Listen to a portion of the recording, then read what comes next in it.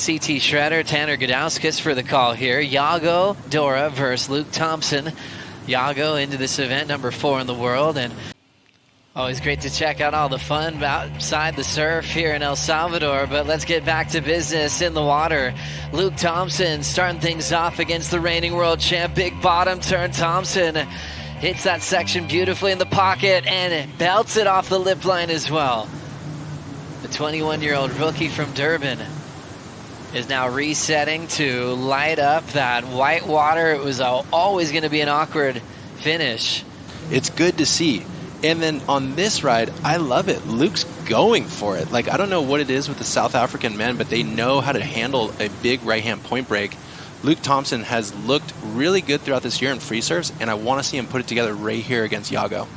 Just love that control he had off the bottom, and then things got interesting here. He's like, where do I put my finish? And that thing like kind of started breaking and then rolled into a weird, messy high tide double up and took him down.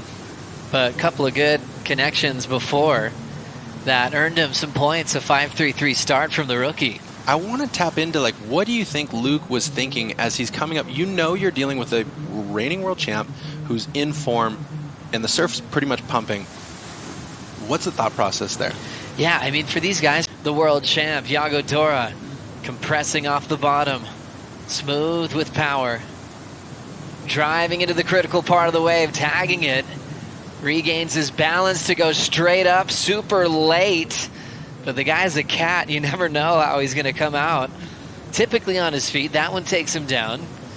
And fun to get a quick start here to the last heat of the day. I want to note right here on this replay, actually, this first turn, really well done. This second turn gets incredibly dicey. That's whitewater foam. He cavitates. That's disconnection from the wave face, almost like an air. And then he goes back up into an awkward bowling section. He's hungry, dude. This is like an apex predator. To finish at Winky Pop, and it wasn't just, oh, that's a one-off moment. Then the 10 against Cole at Raglan on the buzzer beater. You're like, he knows he can do it at any stage, any venue, any direction as he flies away on that section out front. And Luke was able to win that, get a wild card into J-Bay as we watch Yago take off. Little airdrop to start.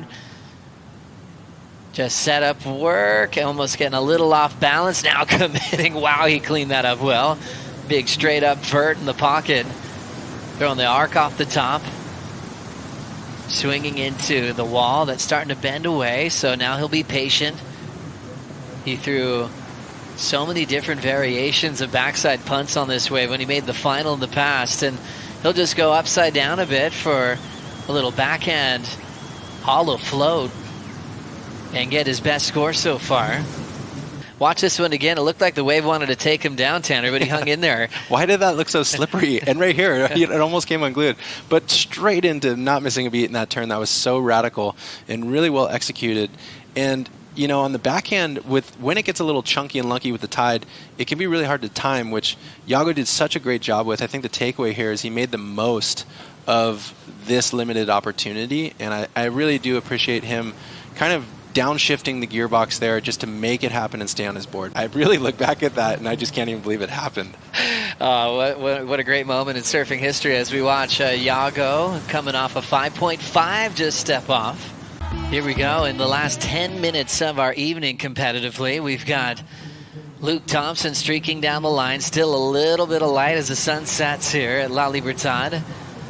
Little messy on that turn with the wave changing shape, but trying to hang on to a big finishing move. Thompson goes all out and gets... We'll look at Luke's wave, which had a beautiful carve. He did have a hiccup where his nose almost buried, but then it shot him, in my opinion, into the flats here before this last section. He had to think about it, and that is a really tricky read. It basically takes away all your speed at that oncoming section. So you're kind of base jumping off the lip there. It's been happening all day. Here goes Dora. Going straight up in the pocket, using the whitewater to project. Arcs one on a nice little slingshot wrap. Deep off the bottom. Nice motions there to keep pace with this one. Draws that one nice and tight. And now Finn fits in a beautiful finishing move. There's something about tempo and rhythm on a pace of a wave, and Even with how tough it's been in the evening on the higher tide, Tanner, he found that magic where it almost feels like the wave is waiting for you. When that end section's kind of closing out, he's just right in the right place at the right time. So these two rides contrast in that sort of situation. Yago felt like he made the most of the timing that this wave was going to offer. He has so much variety. It's like his bag of tricks is so wide and deep. He's able to swing with the carve, get tight in the pocket, make it look unique every single time he's getting into the lip or engaging with the lip. And I would say that last turn, he didn't really have to overthink getting there and getting out of there. Favorite Crosby Colapinto hasn't won an event yet, but it feels like that time should be coming soon. Dora up and out. Yeah, and to your point, Joe, Crosby Colapinto, it feels like he's been knocking on that door for so long, it's only a matter of time. And coming up against... So many heats to look forward to. Those are all round 2 heats, by the way, that sound like finals as we look at Yago Dora looking to improve on his lead. Beautiful bottom turn, attack mode off the lip line. The world champion carves into the pocket. This thing's really starting to bowl up. There's a lip, but he slips off. Luke might be considering this next one. Here he goes. The rookie had the door open for him. Sets up that first turn. He's got a lot of speed coming out in front here. Great rails for Thompson.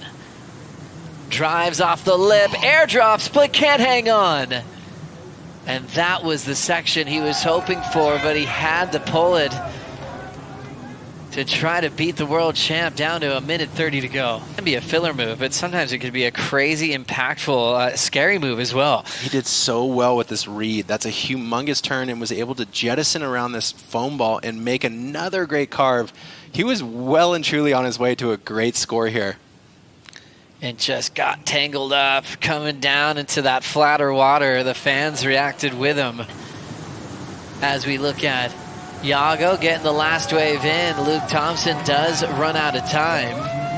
And in a challenging matchup on the higher tide this evening, Yago's able to come through with a victory.